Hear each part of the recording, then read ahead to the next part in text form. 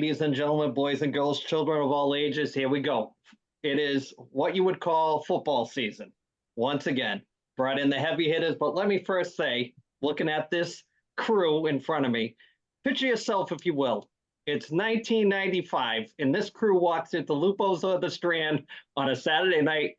Bad things. Bad things. Even with young Brad with us, bad things will happen. I'm just saying. I do believe, and I got to keep this clean, but I do believe that there are two people here that had an incident in a car on the way to Lupo's.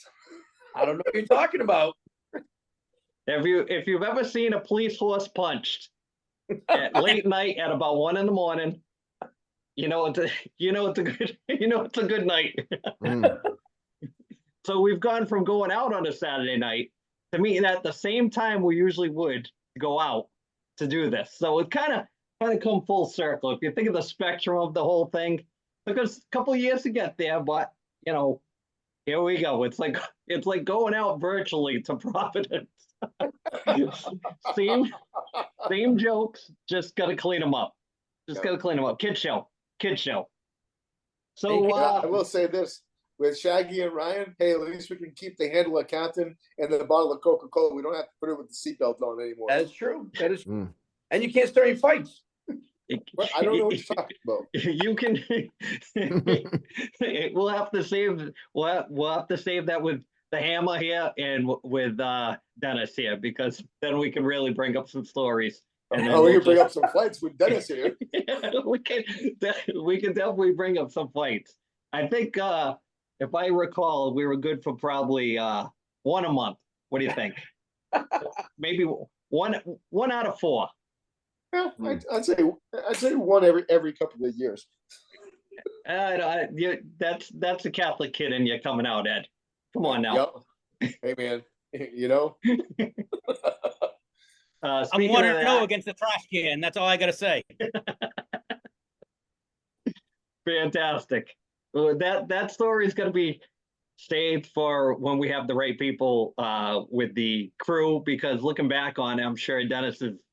We'll see how his memory banks are for recalling that night, because unlike when Scotty corrected me, I remember that night very vividly. Very, very stressful evening for yours truly, let me just say. So, Ed, let's get right into it. Let's start with some emails. Well, here we go. So we have a brand new sponsor. Guess what the sponsor is? It's us. Can you believe it? Unfortunately, we couldn't make a connection with the sponsor that normally sponsor this. They will remain nameless moving forward. They were good to us at first, and just couldn't make the connection. I guess being an RA, it's a little difficult to carve out 30 minutes of time, I guess, because it's such a stressful job. Anywho, I digress. Hey there, podcast fans. Are you ready to show off your love for the 1973 podcast? We've got over 20 different designs of t-shirts and hoodies that capture the essence of classic stuff. Whatever you're a fan of the show or just love the retro feel, we got something for everybody. All right, so here we go. So check out the bonfire.com. And Brad's shirt. Check out Brad's shirt. Yeah, look at that. That's my favorite shirt. Like constant rotation. Yeah. So 1973 podcast t-shirt store on YouTube. Just click the link in our episodes. All right. So moving on. This one is from Jen from Dartmouth. Jen from Dartmouth, Massachusetts. All right. Time for the podcast. Hey, 1973. Found this channel through Facebook. Wanted to know how you find the time. Some coaches and volunteers. Here is the time for the channel. All right. I'll kick it to you guys first. Start with the Phantom. Talk about making time for the podcast with a busy schedule. Now that it's not so busy. It helps when there ain't no kids at the house. Then you don't have to wear pants. I mean, a lot of times. Oh shit! A lot of times we usually do this late at night, so that's I'm sure that helps out everybody. But yeah, as your kids grow older, you will have more time, gentlemen. So enjoy it while you got it. Professor, for being probably second in attendance for podcast appearances. What do you have to say to that email? Well, I think we originally said that we started this to keep in touch with each other again, because as close as we are, Brad not included because we hadn't met you at that point, me and Andy anyway, but you fit right in with the group. I think if you were up here back in the day, you would have fit right in. It was a way to keep in touch with each other, because as we get older, we kind of grow a little bit apart because your lives, kids, jobs, coaching, stuff like that. But this helps us make time for it. It's something that we want to do, even if this podcast doesn't take off or do anything. At least, at the very least, we're getting to see each other and getting to shoot the shit. And this is something, what we're taping is stuff we do if we're at a bar or something talking to one another. It's always talking sports or wrestling. So, I mean, we make time for friends. Ed, what do you got? How do you make time for the podcast? Oh, I just clear my schedule. I mean, quite frankly, I mean, it's nice to see everybody on here. It was great to, like, to piggyback on what Tom said. Like, we initially started this off to just kind of keep in touch.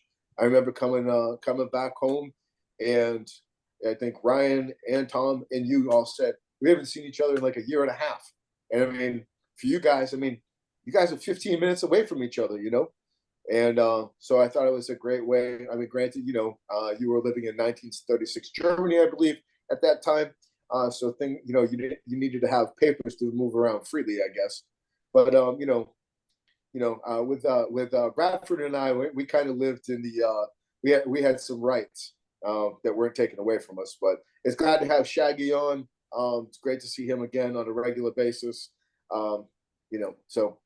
And just make time. It's an hour of my time, and I'm happy to do it.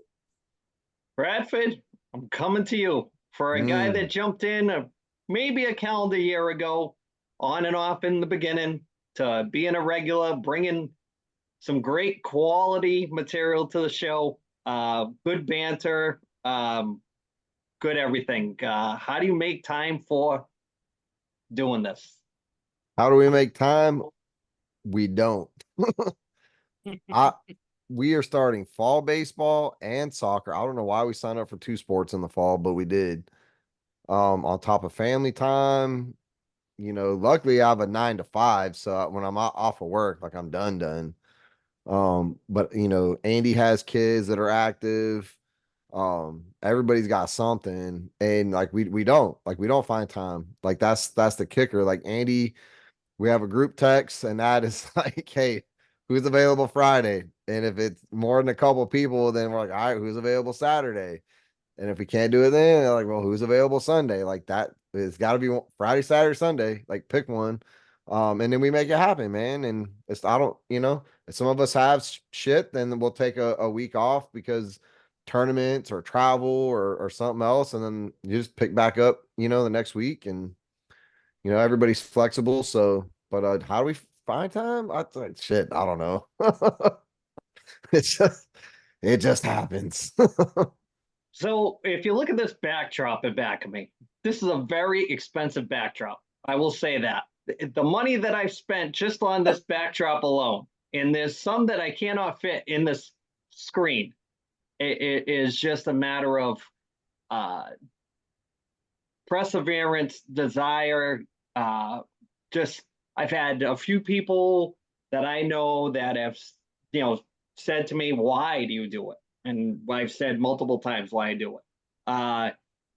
But it's the will to keep everybody together. It's almost like if going back to Providence stories, I was always the one that drove because I wanted the night to be okay. And I'm driving this podcast for the same reason, metaphorically, that I did being the driver, going back and forth to when we went out. It's a matter of keeping everybody together, keeping it going, and just having something as a carbon footprint for the kids to look back on. And I never had any interactions with my grandfather, so maybe someday they'll look back and get a laugh and say, hey, these guys are pretty funny, or these guys had a personality, and everything will be so woke by then that we'll look like, Richard Pryor and Don Rickles by then. So the desire to keep everybody together for an hour a week is kind of what, the mission statement is. And that find time, I mean, if you can't find time, well, like Ed said, talking about a subject that we had during the week set up, if you can't find time for a half an hour or an hour and kind of make it work within the 3 days. I mean, I know Chris has got cookouts and things like that, but we'll try to get the nucleus together every week and do something and kind of go from there. So it's a desire to, keep everybody together and do something constructive with it. And hopefully if it takes off, so be it. If it doesn't, we get together every week like we used to and have at it. So great email, local email. Got to mention that, Ed. So don't be cheap and go buy a freaking shirt. So that's gonna be a new shirt. Buy a shirt on a shirt. So let's get into it. There is a death in the wrestling community this week, and I want to kick this one off to the Phantom. Sid Vicious, Hall of Famer or not a Hall of Famer? Before Hall of Famer. Hall of Famer. Finish up. I was gonna finish by saying, he was on Twitter a couple months ago saying that with Vince McMahon gone, it'd be great to get him in the Hall of Fame, and he didn't say why at the time, but now you know why. And I told these guys last week, it's kind of my problem with the Hall of Fame is putting the guys in after they pass. It doesn't have the same punch that it has when they're alive. I brought up two guys, and it was Kurt Hennig after he passed away and Rick Rude after he passed away. Two guys that you really would like to see on that stage give a speech, and it's kind of after the fact. So I'm going to kick it to you because I know you're very particular about your Hall of Famers. Take it away. Sid Vicious, Hall of Famer. I would say absolutely he's a Hall of Famer. We had the world title, both major,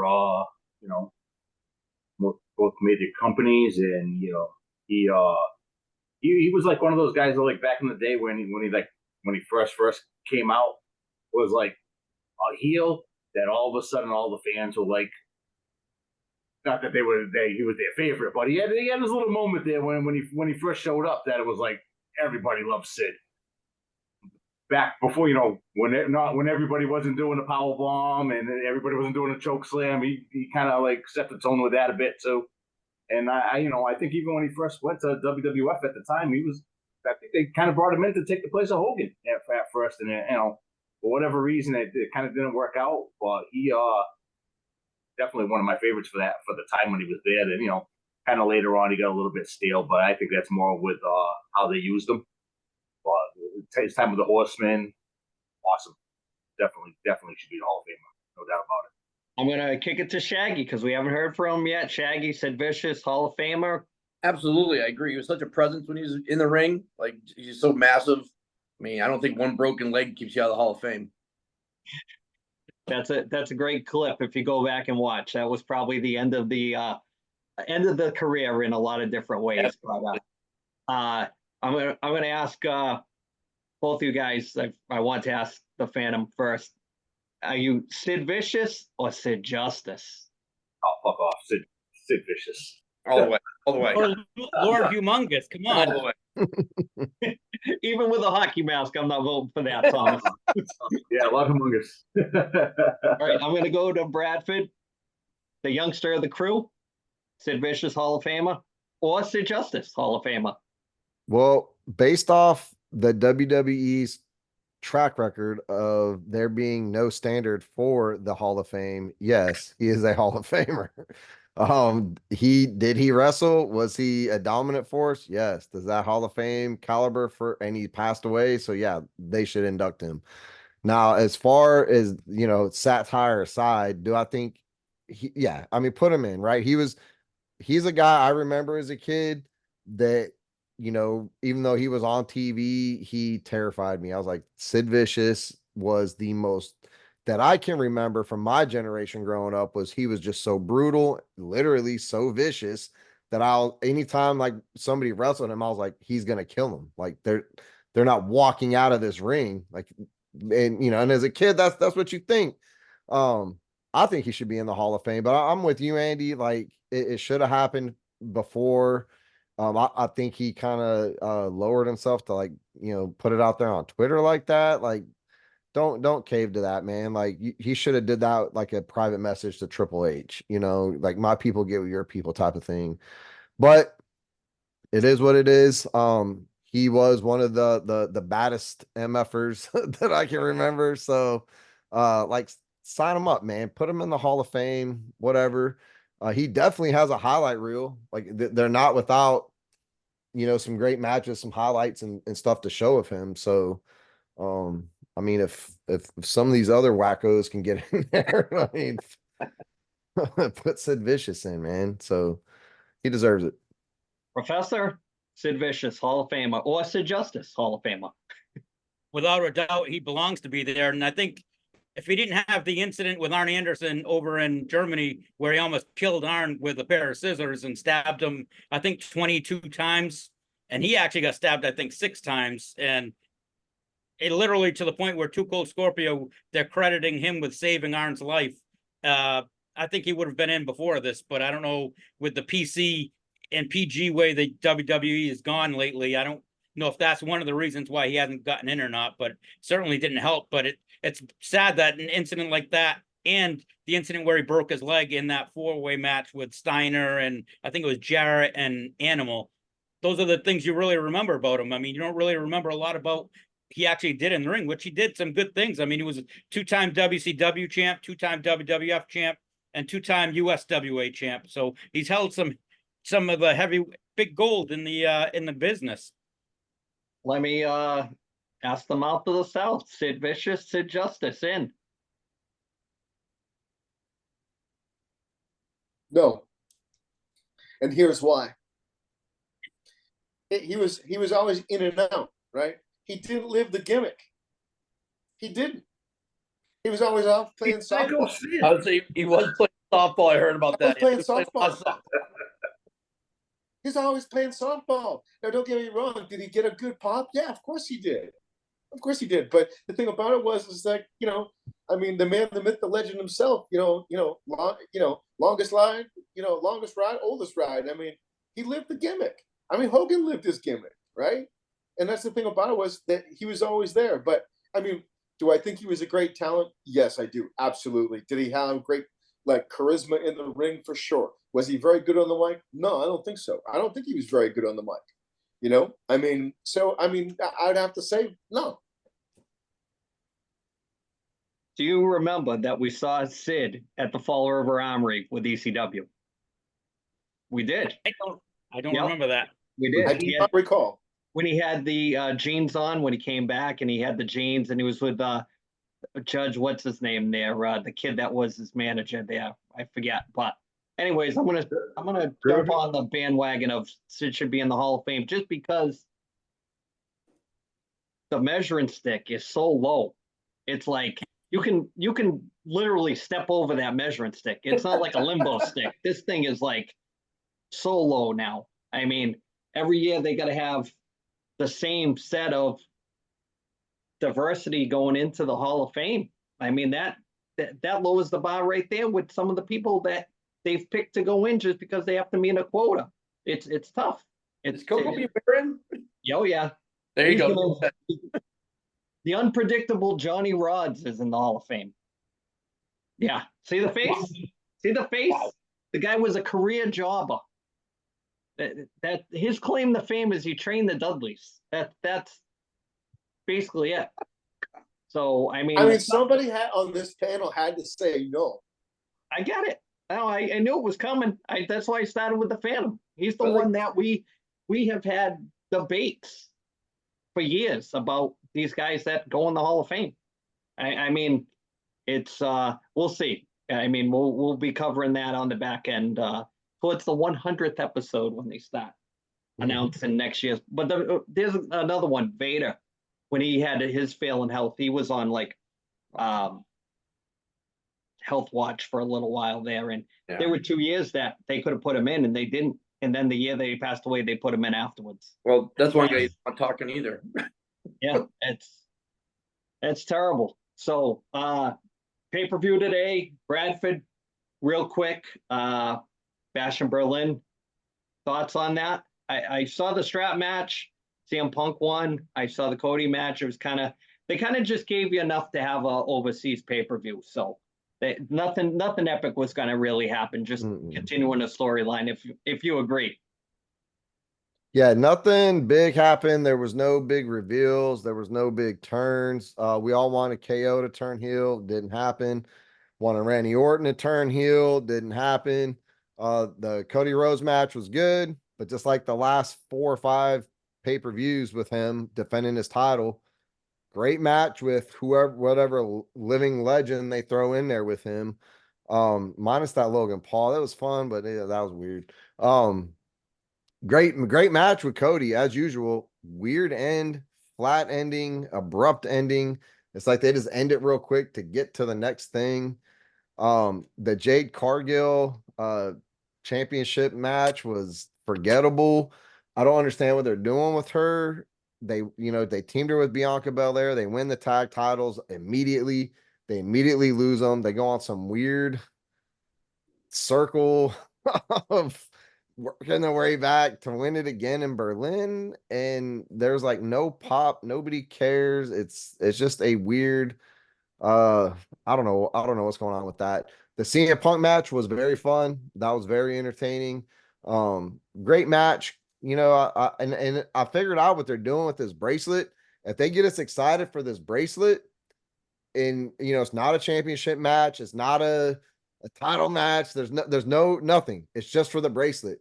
Think of how they're gonna push now the tribal chief, the what are they called? The suit follow Tulu, whatever red necklace thing. They get us excited for that necklace. This was just like a precursor. Like, man, the fans are biting on the bracelet. Now let's do the necklace for the tribal chief. I'm like, that makes sense. Getting excited on the inanimate object that's not a title. The Randy Orton match was very fun. Again, I think we all wanted to see like a big heel turn with somebody. Gunther is definitely the future of the franchise. The Terror Twins, so over Judgment Day, fighting Judgment Day. I don't know how much longer we have to put up with this. I love Judgment Day when they were together. Now they're split. And Judgment Day as a faction is getting beat. Like, they're not feuding with anybody else other than with the Terror Twins, 2 people, and they're whooping that ass every week. So it makes your faction look kind of senseless, pointless. You can't even beat 2 people. But also, while they're tied up with that, Damian Priest can't challenge for a title, and Rhea Ripley can't challenge for a title. So, like, I don't know. The A lot of bisexual questions, Undertaker. man. What's that? Damian Priest, the bisexual Undertaker. Yeah, yeah. It's the auntie that shows up at Thanksgiving, and everybody just accepts it, and the purple hair and the eyeliner. But I don't know where they're going with this, man. So we'll see what happens Phantom, next. real quick on the pay-per-view. Well, I had a fantasy draft today, so I didn't roll in until the main event. Main event was pretty decent. The thing that I know he came back all juiced up, but freaking Orton's huge. Like, Gunther's a big motherfucker, and I think Randy Orton's freaking bigger than him. I think he's like 285 now. They announced it. He is. It's huge. He's a big boy, but it's funny. It's like whenever they have all these funky finishes and stuff like that, everybody always gets pissed. Like, nobody can ever beat anybody clean. And then Gunther beats him clean, and when he loses, I'm like, oh, fuck it, they fucking let him beat him clean. So it's like, Yeah. Keep your eyes on AEW because the pay-per-view was good, and there's I've so much heartburn with that, Andy. There's a takeover coming, and it's definitely WCW-esque. Moxley showed up this week for an interview. Yeah. New music. Told Tony Schiavone that it's not their company anymore. So keep your eyes on that. Could be big if they do something right with Shane McMahon. like he bought the company or he's got interest in the company. Maybe they'll drop a subtle hint that Vince is behind the scenes, even though Vince isn't really involved. They could do a lot with that because MVP is available, Bobby Lashley is available. They should have held on to Ricochet for that. They could have brought in a crew, but just keep your eyes on AEW. It's definitely worth watching to see what that storyline. And the guys kind of gone. They've kind of gotten a little bit more serious. The matches have been a little better. Still got to push out the Jericho stuff and the Young Bucks stuff and get it back to how it was. So I got one thing. yeah. They brought Sting back already after such an emotional last match. Like, let the man retire in peace. It is too, like, Can we miss him first? a year from now or some random shit, bring him in to like save Darby Allin. It's only been like 3 months. Like, I just got over him retiring and I'm like, what the fuck? He's back?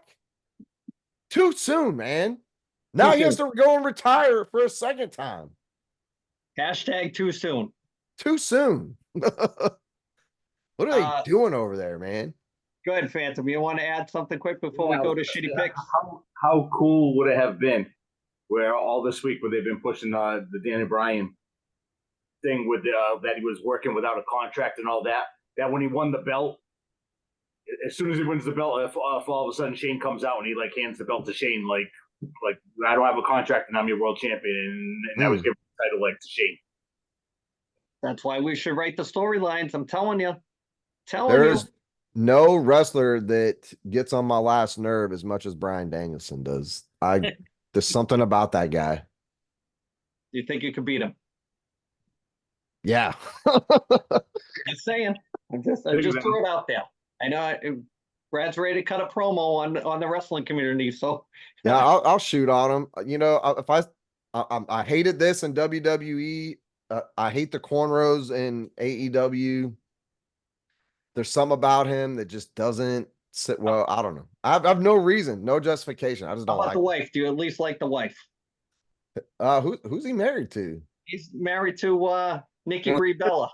Yeah. Oh, Win Magic. Yeah, I don't know. The Right. Bella twins, didn't one of them just get beat by her husband? Yeah, With a shoe. Yep. It was the other one. It's The other one. Yeah. Okay. It's the thinner one. The one Yeah, without which the one? fuzz. And Yeah. one of them was married to John Cena, right? The And- father, not the son. John What? Cena Sr.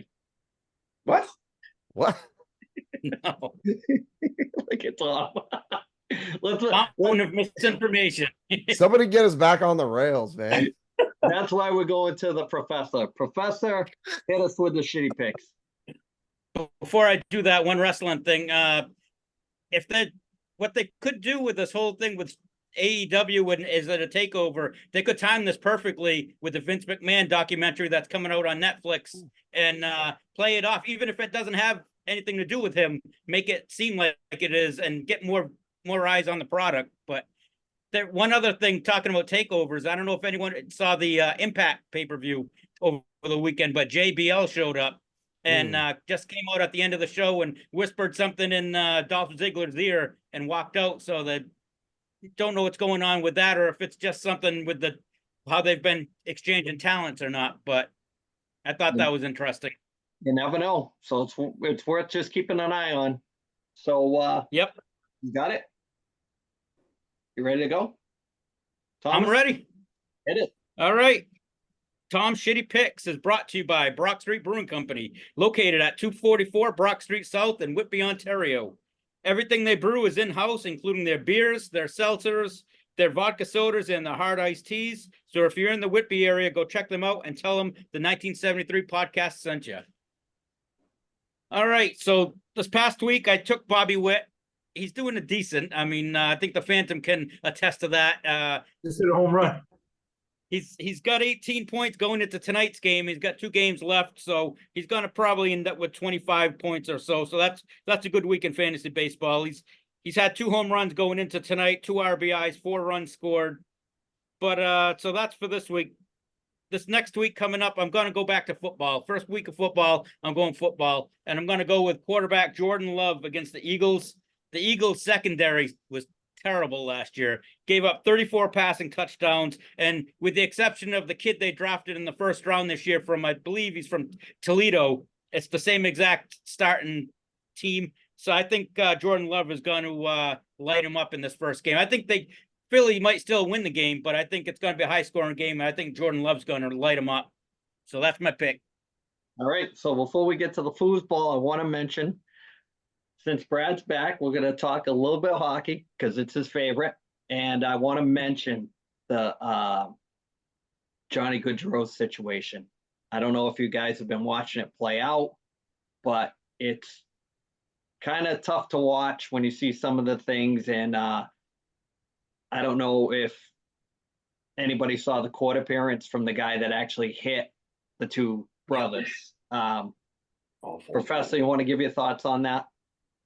Yeah, it's terrible. For those who don't know, he was in New Jersey with his brother. They were there for his sister's wedding the day after this incident, and he was riding his bike with his brother, and they got hit by a drunk driver, and they both died.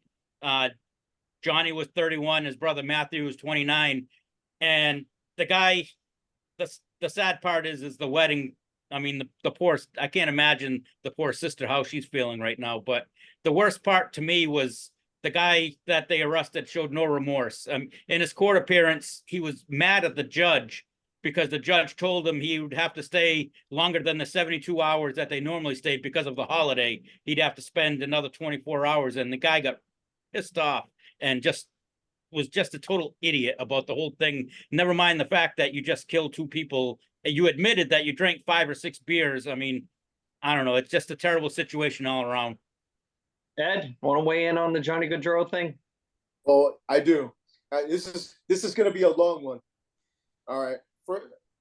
Now, being a cyclist myself, look, I'm just going to say this, and I'm gonna bring it all together at the end. Look, I understand people get pissed off at cyclists because we ride on the road. We ride like we're a vehicle. Go around us. Look, we don't have a big metal cage around us to protect us. It's you got to go around us. Do some cyclists, they don't obey the rules of the road? Of course that they don't.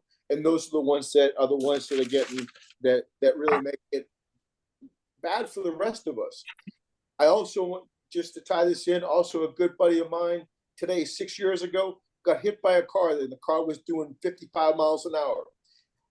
Funny story. There's some watches out there. It's called the Garmin. You actually can see by the data when he actually got hit by the car, he skipped on the ground. So he got med flighted out and everything like that. He's okay and stuff like that. Look, there's over 1,000 cyclists killed a year. There's 130,000 cyclists that are injured every year. It's up 8% this year from last year. Now, to circle back into what happened, look, it's a terrible tragedy, okay? And the thing is, just like to have two brothers that are there to get killed by a drunk driver. Look, man, if you're drinking, and you've had too many, don't get behind the wheel of a car. There's too many options now. Like, get a Lyft, get an Uber, call a cab. You know what I mean? Like, look, a lot of companies now, they have policies where you can turn in your receipts at the end on Monday, and they pay for it, no questions asked. There's no need for that. I mean, sleep on a couch, sleep on the floor, that type of thing. And to see two brothers go down at a tragedy, before their sister's wedding, it's horrible. And for the guy to act like an asshole, dude, it's wrong. And the bottom line is that your ass should sit in jail for a long time. Now, one last thing. Look, car versus human body. It's just like when a shark attacks, right? If you use great whites as an example, look, they come up and they do a test bite. 9 times out of 10, it's not going to be very good for the human. It's the same thing in a human versus a car. So all in all, terrible tragedy. Nobody ever wants to see this. And to have like two brothers that were pillars in their community and actually just good guys have that happen to, just terrible, And the thing is, it's like the guy's not going to get charged with murder because he's pretty much going to be in jail for 8 to 10 years. and then he's going to get out. That's how it's going to roll. The story I read, there was a gentleman in front of the drunk driver who kind of, like you're saying, pull over. He pulled over in the middle of the lane to give them room, and the asshole behind him didn't like what he was doing, so that's when he tried to pass him on the right and take out the riders. There you go. So hopefully, they'll have some justice served on that. I'm sure there's more that's going to come out. Just hit you at the wrong time with different things like going into training camp season. I'm sure that they were kind of involved with working out, getting ready for the season, and like Tom had said before, the wedding and all that other stuff. Fancy, we want to weigh in quick on that one, or you want to move on? Yeah, I mean, you guys pretty much touched on it all. It's definitely heartbreaking. I had kind of heard about it the night before, and they were saying that that he was involved in an accident. They didn't really get into any details, and so they kind of were saying that he had passed, and then it was like, oh, it was him and his brother, and then it was like, oh, the next day is going to be his sister's wedding, and then his brother Matthew, I guess the wife's pregnant as well. So it's just a horrible story. There's no all for I'm in a rush to get somewhere, nowhere fast. You know what I mean? It's ridiculous, really, to be honest. And I was actually watching a thing with was a podcast with Sean Monahan on it, and I guess he came up in Calgary with Johnny Hockey, and I guess he was just gonna reunite with him in Columbus because he just signed there, and it was like 2 days before he passed. He was on this podcast, and he had this he was saying how he enjoyed playing with them, and they're gonna reunite and blah blah blah, this that the other thing, and then 2 days later the accident happened. So it's a big hit for the hockey community, their family. Obviously they'll never get over it.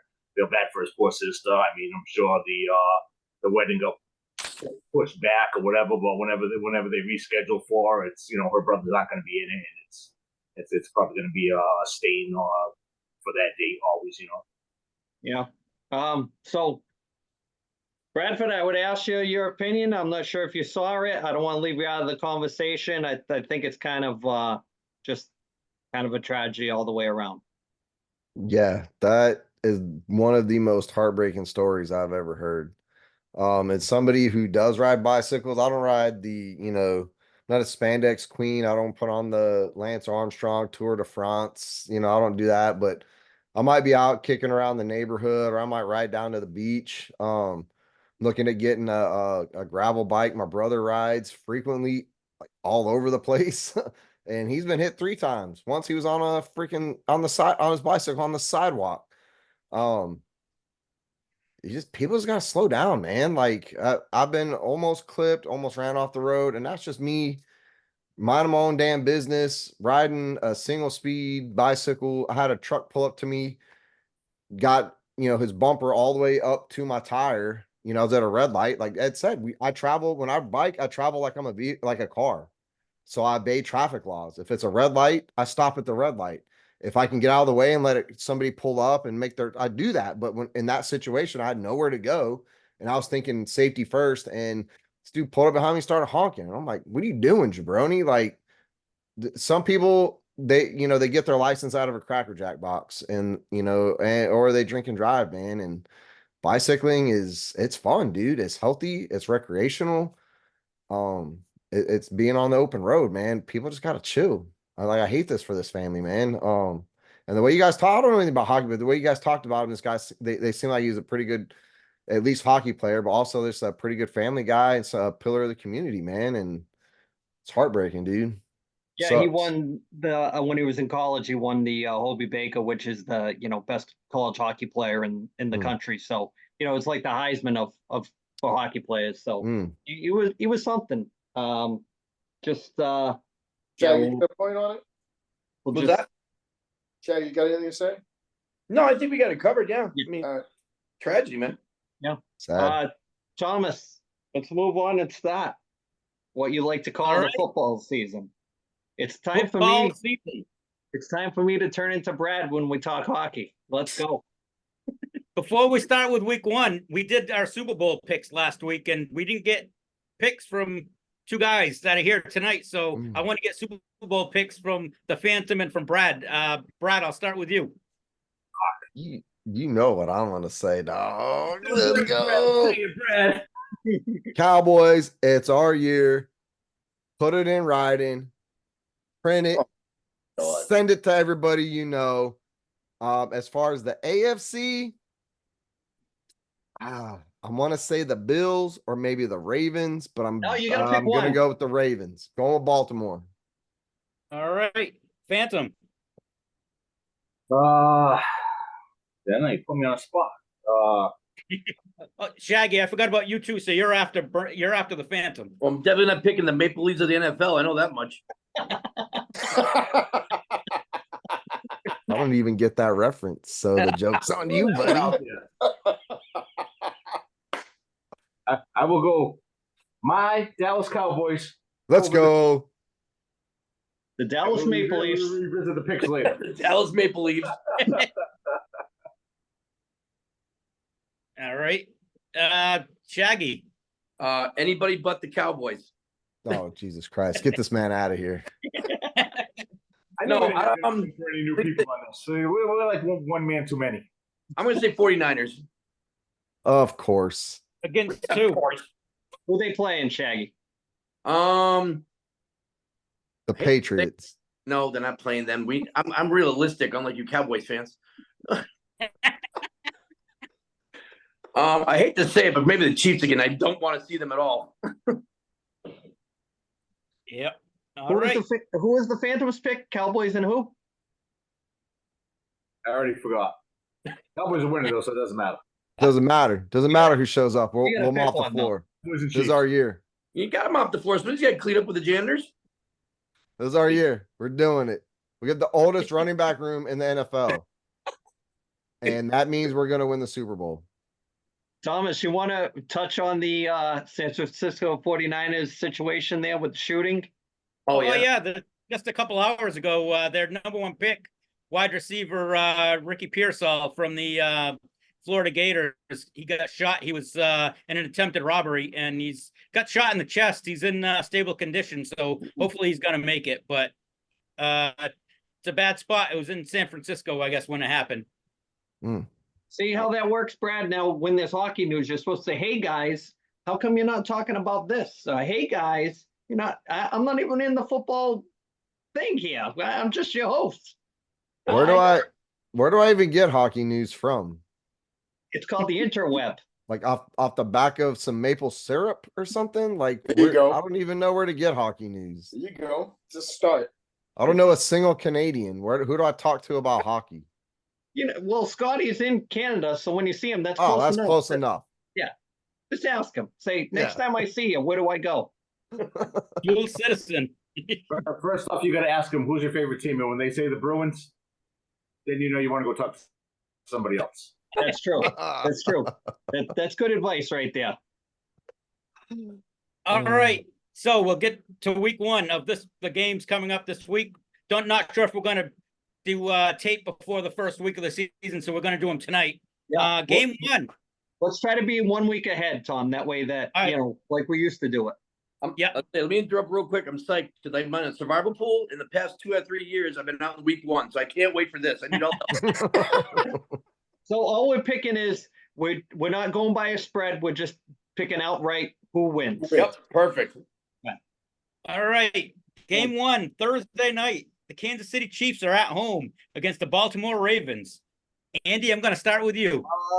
Now, I wrote down some stuff here this year.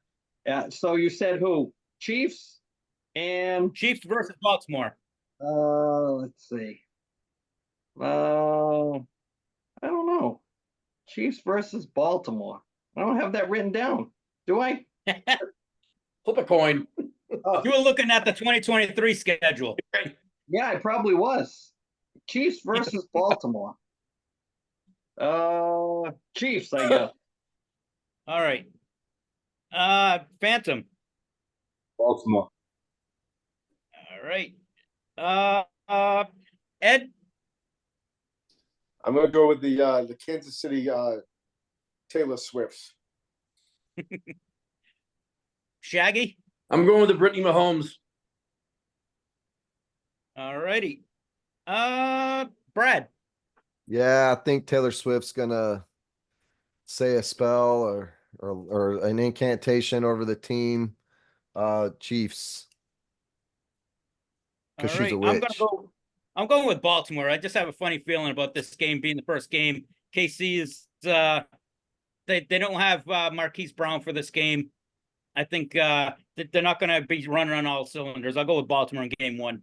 I think Derrick Henry. Ricky Williams. Thomas. Yeah. Derrick Henry is going to have a big game for Baltimore.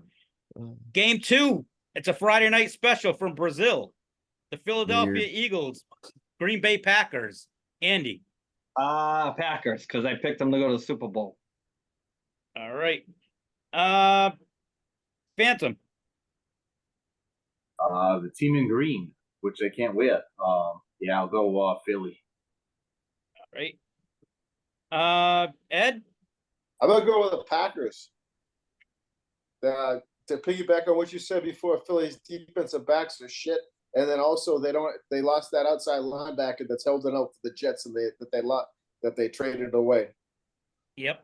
Good point. Shaggy. I'm going with Packers because Eagles fans are almost as annoying as Cowboy fans. That is true. You are correct. Brad, I'm going to ask you, but I kind of know where you're going with this. I mean, I hate the Eagles, man. This game's a toss-up. I think that Thursday night game's a toss-up as well. I actually think the Eagles are going to be better than Green Bay, though, this year. Okay. Didn't the Packers spank your team in the playoffs? The Packers absolutely annihilated the Cowboys in the playoffs, but that has no bearing on a Friday night game in Brazil. That's true. Which is weird as shit. I don't know why we're playing in Brazil. But I wasn't watching this shit. I think the Eagles are still going to win. So after everything I said earlier with Green Bay's with Philly's defense being so poor in the secondary, I think it's going to be a high-scoring game. I think Philly will outscore him. Jalen Hurts, I think, having Kellen Moore as his offensive coordinator now, I think he'll have a big season. Did he coach for the Cowboys at one time? Kellen Moore, he did. Yeah, and he was a backup quarterback, but he was the absolutely worst ranked offensive coordinator in the NFL when he was with Dallas. Just the personnel he had there, that's all. Yeah, it was he didn't have the right people. He sucked anyway. All right. Game 3. Atlanta Falcons at home against the Pittsburgh Steelers. Andy. Terrible towel coming your way. All right. Phantom. I'll go Steelers. All right. Ed. I'm going to go with the Falcons. All righty. Shaggy. As a former owner of the starters jacket, I'm going with the Dirty Birdies. All righty. Brad. I like Atlanta's chances this year, so I'm gonna pick heavy on Atlanta. I think Russell Wilson is absolutely horrible, so I'm gonna go with Atlanta. I think they've got the nice offense set up right now. If Kirk Cousins can just stay up on his feet and not get knocked on his ass, I think Kyle Pitts and Bijan Robinson will have big years this year for them. Oh yeah. If the Falcons win, Shaggy has to come on and do his Dirty Bird dance again. Okay. All right. Next, the Buffalo Bills at home against the Arizona Cardinals. Andy? Brian, could you please Doubling down, boy. Other kid's fucking dying. What the fuck just happened? What the? Wait a minute. Hey, I'm quick on my feet.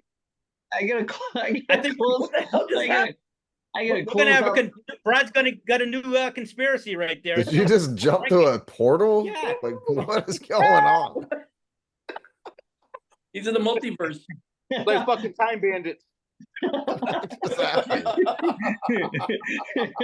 Wait, hold on. All right. So what let me change the screen name here so we can keep it legit.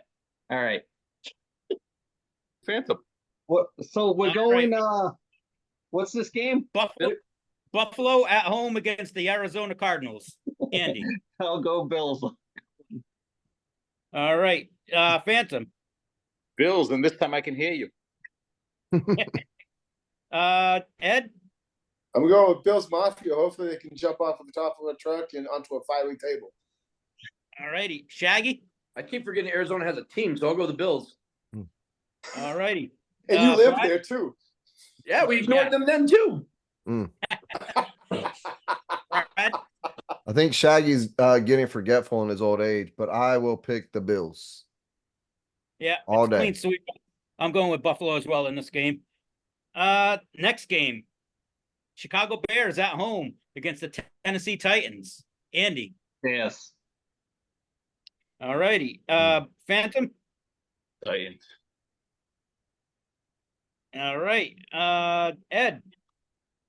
That's a pick'em game, man. Both teams suck, but I'm gonna go with the Bears. All righty. Shaggy. I say I know they say every year, but I actually want to see the Bears' new offense. I'm gonna go with Bears. All right. Seriously, Brad? I mean, I'm gonna pick the home team just because. Could go either way. Yep. Well, I got to go. They're more than likely going to lose, but I'm going to go Tennessee because, I got to stay true to my team. Hopefully Will Levis will have a big game, and Right on. hopefully I'll tie in Dallas. Hopefully Tony Pollard has a decent season for them. EP baby. All right. Next game. Cincinnati Bengals at home against the New England Patriots. Andy. Yankee Shuffle, one of my favorites. I'll do that. Alrighty. too. James Brooks. Phantom. Oh, Bengals. Alrighty. Ed. Well, right now, I'm gonna have to go with the Bengals. Not the Alrighty. band. Not the band, Ed. I know you like Susanna Haas, but not the band. Hey, Shaggy. Let's show the Cowboys fans how we do this. I love the Patriots, but I'm picking the Bengals. I don't understand why that's a jab at the Cowboys, but I'm also picking the Bengals. Huh? We're realistic. Oh, I'm realistic. Yeah. We're We'll be winning there. the Super Bowl. What's more We'll be- realistic than that? Manifestation. Phantom, you look like you have something to say. Go ahead. No, I'll keep it clean. no, say it. I'll Say keep it. it clean for the children. Say I it. think Good the show. Patriots are probably going to be one of, if not the worst team, the second worst team in the league. I'm going with Cincinnati. Yeah. Next game, Indianapolis Colts at home against the Houston Texans. Andy. Texans. All righty. Ed. I'm gonna go with the Texans. The way that they played last Alrighty. year, they played really well. They could have the sophomore slump, but I don't think so. Phantom. Colts. All righty. Shaggy. I'm gonna go with Colts. All righty. Brad. That is going to be a good game. Like I'm actually excited to watch that one. I'm going to go with Texans though. Yep. I'm going with the Texans as well. I think it's going to be a really good game. It's a matter of if Anthony Richardson can stay healthy. I mean, the guy did well for 4 games, but we'd see if he can stay on his feet and take a few less hits. But I think Houston, they have a good chance of being good, but they just got to keep Stephon Diggs in check. He's known to be a team killer with his attitude sometimes. So Yeah, good point. From cancer, is that what you're trying to say? Yeah. yes, I am. All right, next game. Miami Dolphins at home against the Jacksonville Jaguars. Andy. I will take Ricky Williams, your favorite running back, and the Miami Dolphins to block, please. All righty. Phantom. Miami. All righty. Ed. Even though I thought that was pretty classless to light up Brian Flores last week, I'm gonna go with the Dolphins. Okay. Shaggy. I'll pick Dolphins also. All righty. Brad. Miami. Yeah, I think it's a clean sweep. I actually think Miami's going to win the East this year. I think Buffalo's going to take a step back. All right. My next game, New Orleans Saints at home against the Carolina Panthers. Andy. I will take Archie Manning and the Saints, please. All righty. Phantom? I'll go Saints as well. All righty. Ed? Well, I'm going to go with the Saints, even though this is probably going to be one of the few games that they actually win this year. All righty. Shaggy? Wasn't Carolina like god awful last year, like one of the worst teams? Yes, they were. They were. All right. Brad? Yeah, both these teams suck, but I'm gonna pick the Saints. Yep. That's I my agree. expert analysis. They both suck. Hey, totally spot on. That's where because of what you said, that's who I'm going with. Clean sweep with the Saints. Next game, New York Giants at home against the Minnesota Vikings. Andy? I will take teams that stink for 200, Alex. Who is the New York Giants? All righty. Phantom? I will go Vikings. Yep. All right. Ed? I'm going to go with the Vikings. I mean, Giants just don't seem like they have any type of identity on offense at all. Yep. Shaggy? I'll say I'm going Vikings. Like Eddie said, their quarterback sucks ass in New York. Yep. Brad? Thank you for adding that. I appreciate that. Were you guys watching what happened to the Vikings in the offseason? No. They've a literal curse. A wide receiver involved in a speeding DUI traffic accident. Another player died in a car wreck. You're talking about Minnesota, University of Georgia. Well, good point. But yeah, they had a rookie quarterback blow his knee out. I think their quarterback right now is Sam Darnold, maybe? Yep. You are correct, sir. So anyway, much maligned and much affected, cursed team. But the Giants suck, but I'm still picking the Giants. Was this the tinfoil? We could do a tinfoil on the Minnesota Vikings offseason this year I don't know if when the Phantom went through that portal, we went right to the tinfoil hat. yeah, we we might- already we might yeah. have. I want to hear about the boat trip. Yeah. I think I'm going to go with Minnesota. I think as bad as it could be with Darnold, I think they've just got too many weapons for the Giants. So I'm going to go with Minnesota. Next game, the Los Angeles Chargers at home against the Las Vegas Raiders. Andy? Oh boy. I don't like that term, Los Angeles Chargers and Las Vegas. It just doesn't mesh well with me. Not that I watch football or anything, but I'm going to go with the Los Angeles team for 200, Thomas. That's my buzzer. All right. Phantom? I'll go Harbaugh with the debut win. Right. Yep. Ed? Man, that's a pick 'em game too. But I'm going to go with the Raiders. I think that they have a better defense. All righty. Shaggy? I'm going to go with Harbaugh and the Chargers also. All righty. Brad? This is the Michigan, man, huh? Go blue, baby. Go Blue. Until the Chargers do something to prove me wrong or otherwise, I'm gonna pick almost said San Diego. The Chargers, wherever they're playing. Just looking at the quarterbacks, Justin Herbert, and I think it's going to be Gardner Minshew. I believe it's going to be starting for the Raiders. I got to go with the Chargers. I think they just got a better overall offense right now. Next game, Seattle Seahawks at home against the Denver Broncos. Andy? Oh, AFC West, right? It's still AFC West Yeah. after all these years. It is. Yep. I'm going to go Seahawks. That's Alrighty. the NFC. Yeah, Seahawks at NFC West. Oh, see, last time I watched, they were in the AFC. Used to be. I remember those days. Hey, it's like the old Norris division. What the hell's wrong with you? What is going on? Phantom? We're falling apart.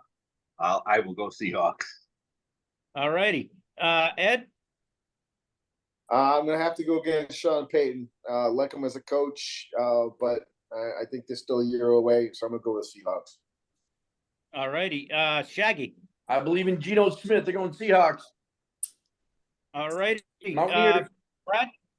I believe in Joe Hendry, but I'm picking the Seahawks as well. All right. I see what's I'm going happening. off- I pick and then everybody steals my picks. That's That's why you it. have to I'm go going first. off. I got mine See, written I down actually had a here. different reason. Mine I'm are going with written down. Dennis because I'm a Bo Nix fan, but my second reason is because Andy picked the other team. So I'm going to the Broncos to win this game. My next game. Hey, get ready, guys. Next game, Cleveland Game of the Browns week. at home versus the Dallas Cowboys. Andy. I am going to take Reggie White and the Dallas Cowboys because, like I said last year when Brad showed up, I'm here to make friends. What? How does Reggie White equate into the equation? Oh, Randy White. I'm sorry. Yeah, you get your All right. Randys and your Reggies mixed up. I thought they They look expected, alike. They look Phantom, alike. I'm gonna ask. I already know where you're going with this. I thought you Randy has never been called Reggie. Phantom, I know who you're going with, but let me know. I had needed an official. We will go with them boys. All Big right, Blue, them boys. The real Big Blue. Eddie. Oh, I'm Ed? gonna. Well, I mean, I don't think that the Browns are gonna have any happy endings, so I'm gonna go with the Cowboys. All righty, Shaggy. This is not the podcast you want to watch if you're Jackie, looking for a say it. happy end. I'm like, Say it. Browns QB had Say two it. innings, so I'm going to pick the Cowboys. That a boy. Yeah, you will. I think this is going to be a closer game than it appears. I think Cleveland's defense will keep it close, but I think Dallas is going to win. Oh, all the Jack would question throw is, for 450 yards, but they is could. CeeDee Lamb going to play? Oh, Fuck yeah, yeah. he's playing. Yeah. Oh, my question He's is playing. CeeDee Lamb going to pull a hamstring on like the third play? Nah, he's Oh. good. He bulked up like 20 pounds. He's an athlete. He's got Be no muscles okay. to pull. He weighs 125 pounds. Did he get his contract? Yeah, he got his contract. did. He Oh, got he'll play. paid. He has contract. He's gonna play. Yeah, Only All thing right. he's pulling he'll is pull his his pocket. hamstring because he held out the whole training camp. He's ready. Brad, He's Smart man. ready. Smart man. All right. Next game, the Tampa Bay Buccaneers at home against the Washington Commanders. Andy. Oh, God. Oh man, that is rough. I'm gonna go Tampon Bay on that one. All right. Phantom.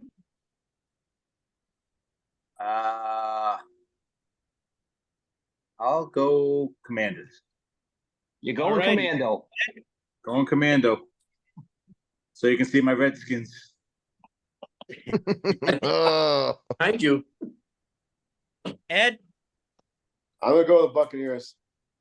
All righty. Shaggy. Is there a third option for this shit show? That's I.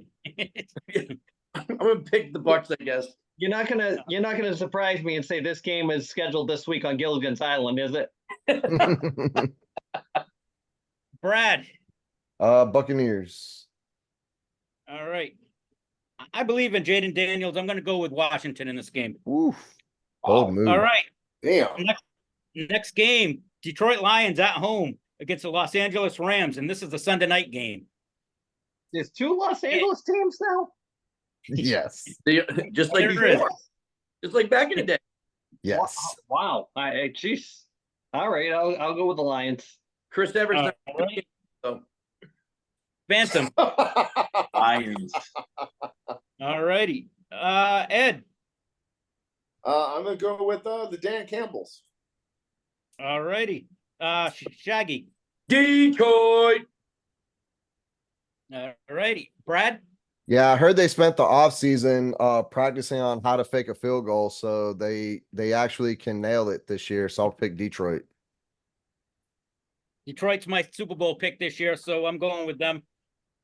All right. That's a Final bold game of the pick. week. That's a very That bold. is a bold pick.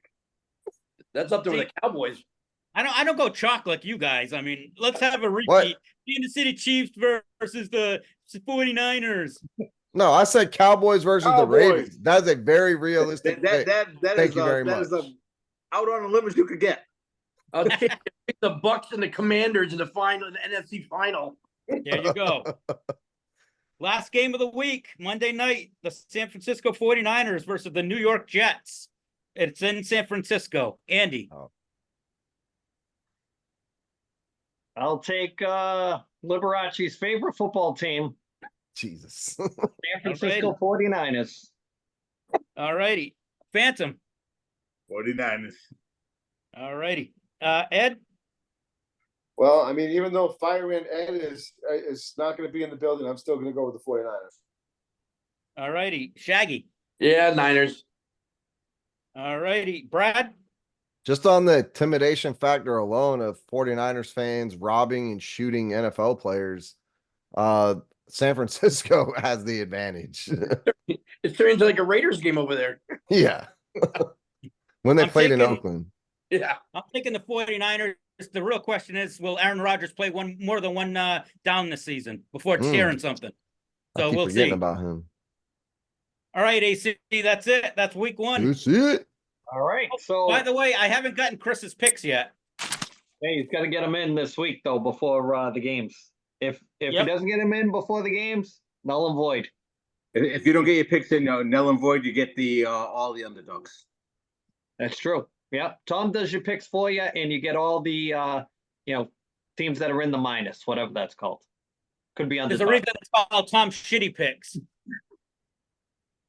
So we're gonna segue into something that it's been a while since we've done it. Bradford, you ready to do a tinfoil hat? We've already. You're ready. time I'm warped. ready. We've time warped on this show.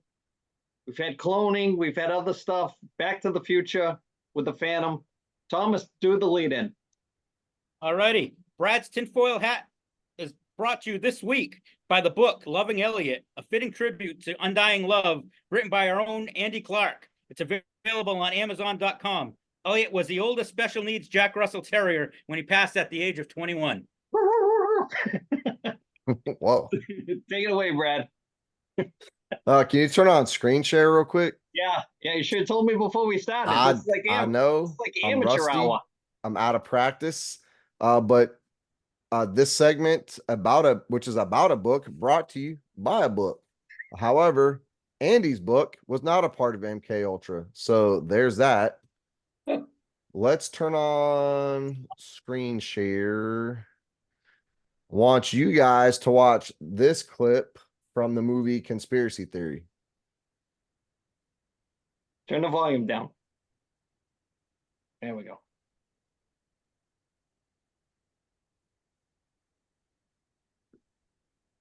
I don't hear anything. We You guys can't hear it? Read it. No, you can't have it with the volume on because they'll red flag us for copyrights. Oh, just read the subtitles. Okay.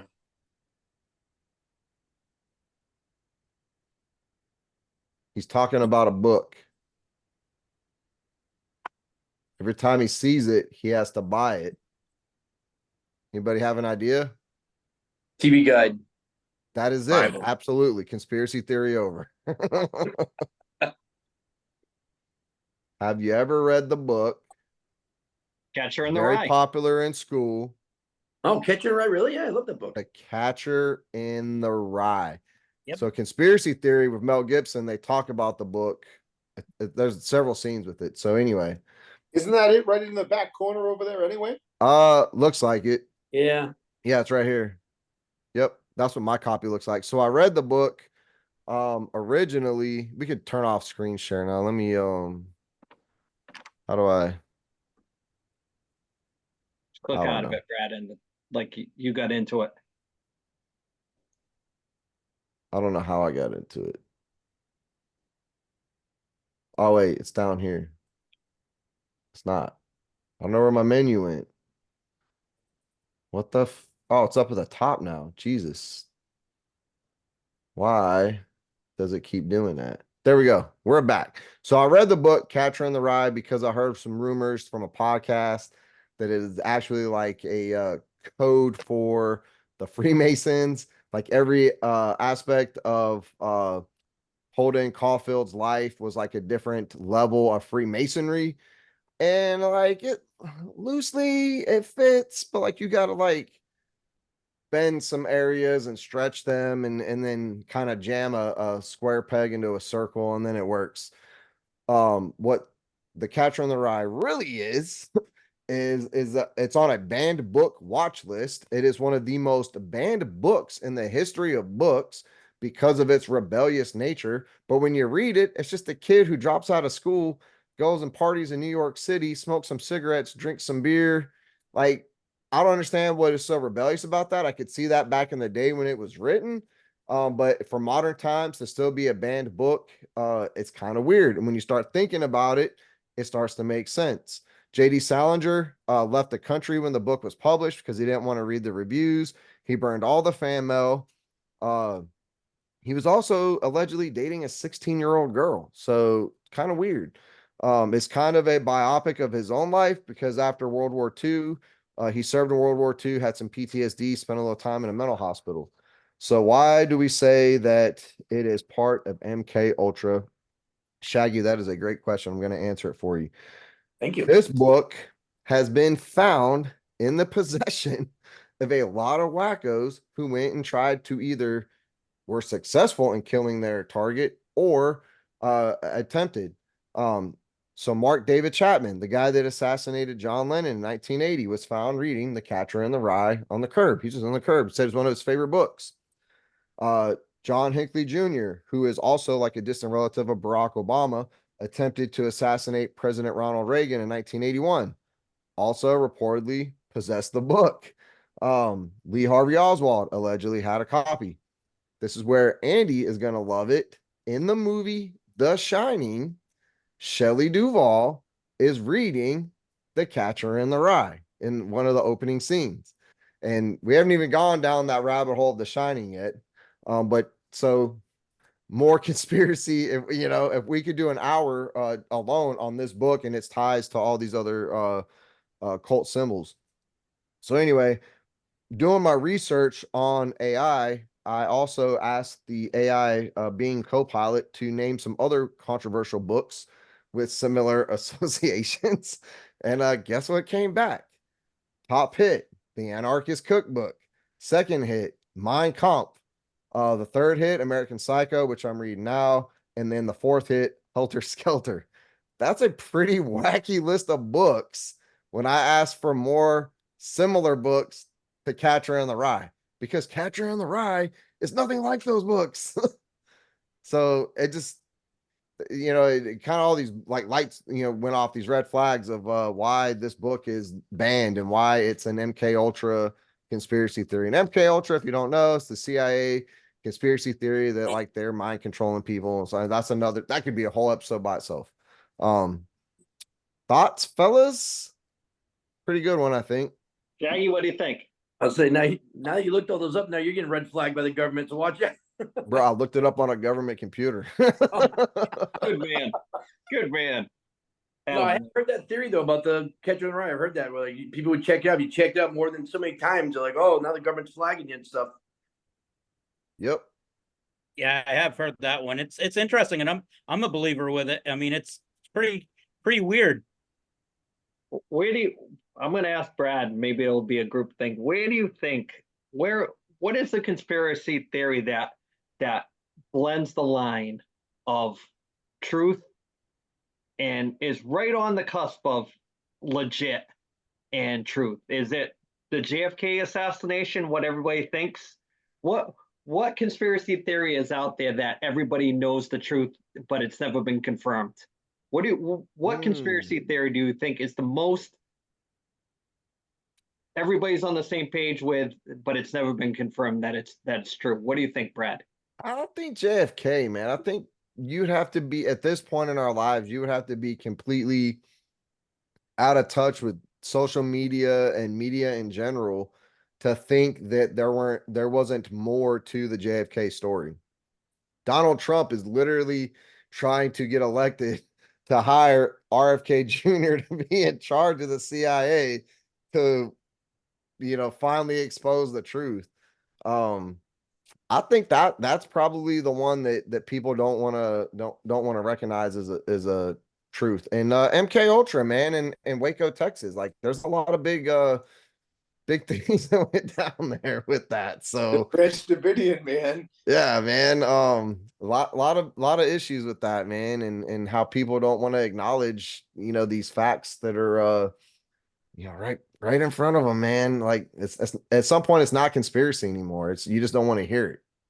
Isn't that the whole point though with the way that they work is they have to hide it right in plain sight and then you have Oh, to yeah. like, second guess like, I was having a conversation with a younger person and if you look at the timeline that Brad and I have talked about multiple times about things that have gone on during history where things have reset itself or little Rockefeller things that have happened with the school system and blah, blah, blah, blah, blah. One of the best ones about hiding things in plain sight, and people don't even realize it, is one of the oldest board games of all time, Monopoly. If you look at it, you go past go every time you go around the board. It's like your week's pay, $200 for pass and go. What's the system that it shows you right in plain sight? How do you create wealth in America? You buy property, you make people pay rent, you put a house on that property, which makes you more money. You put a hotel on that property, which makes you more money. It's one of the oldest board games. They hide how to get rich in America right in your face, but nobody follows it. Now, when you're playing that game, does it say buy a new T-shirt? Does it say buy new sneakers? Does it say buy a new TV? Does it say buy a new car? No, it's about creating wealth through owning property and collecting your $200 every week for going around the board, which is metaphorically your week's pay. So they've been telling you right from the jump how to get rich in America, and nobody can pay attention to what they've showed you for years. It's one of the oldest board games. There's so many versions of it from pop culture to sports to everything under the sun. They've changed the board, but the premise of the game never changes. And it's been around since the Great Depression. Imagine that. It came out during the Great Depression, showing you in America how to get rich, but nobody puts two and two together because we're distracted from, the old style. When you get home, they gave you radio to keep you in the loop with what they wanted to tell you for news. And they've done it. They still do it with social media. So just a matter of filtering all the BS out, and the search is out there, right? That's what the X-Files used to say. The truth is out there. So, Bradford, once again, great segment, stuff that we could talk about for a while. And I think it's time to start wrapping up the podcast. It's been almost an hour and 20 minutes this week. Great hour and 20 minutes. I think it flew by. That's just me. I'm watching the ticker over here in the corner. So shout outs, and I'm going to start with Shaggy. New to the podcast, hopefully going to be on more often than not. So Shaggy, shout out this week. Well, it's on the spot. I really don't have one, but I just want to thank you guys for having me on here and stuff. And maybe next time I have a shout out. I don't know. Well, hopefully you'll be on during football season. We'll kind of bring you up to speed with how we do. Sounds good. Phantom, what do you got? Your time traveled this week. I am gonna shout out Mr. Brownstone, True North, the professor, at 51 years old, going back to school. Super impressed. We're proud of you. I know it's that's a big step to take at our age to try something new, and we're with you, man. Go do what you got to do. Thanks, man. All right, Thomas, you have the floor. I want to give a shout out to my cousin Billy. He got engaged last weekend, took his now fiance on a trip that we've all made to Saco River up in Maine, and he ended up proposing to her up there. Congratulations, man. Speaking of Saco River, I'm going to toss it to the man that shared a tent next to me. The mouth of the South with the dirty mouth. I got a couple shout outs. First and foremost, I'd like to shout out to Brad. Brad, welcome back. Sorry about your dad, brother. It's Thanks, always man. tough. Yeah, it's always tough when you lose a parent. It's not easy at all, man. Like I said in the text, I'll say it to here, man. If you need something, holler at me, okay? A couple other things that are a little bit lighter. I'd like to reach out for my nephew Jeffrey. Happy birthday! Also, like to shout out to two of my triathlon friends. One of them is that today is actually his 6-year anniversary about getting hit by a car, and he lived to talk about it. And then my other friend, who is my training partner in crime for Ironman Louisville. She had to have her back done and had to have her hip done, and she is now out of sports. So Peggy, it's always tough to sell your bike. So.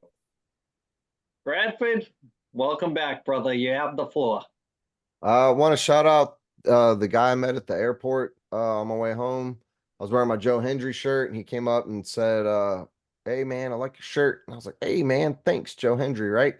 It was a real in-depth conversation, but I told him about the podcast. Turns out, homeboy was a huge wrestling fan. He's an airport employee. I don't know what he was doing, but I was like, "Yo, check out the podcast. I'll give you a shout out, buddy. I'm giving you a shout out." He said he met Paul Heyman, who was a dick. He said he would not take a picture. He was a total asshole.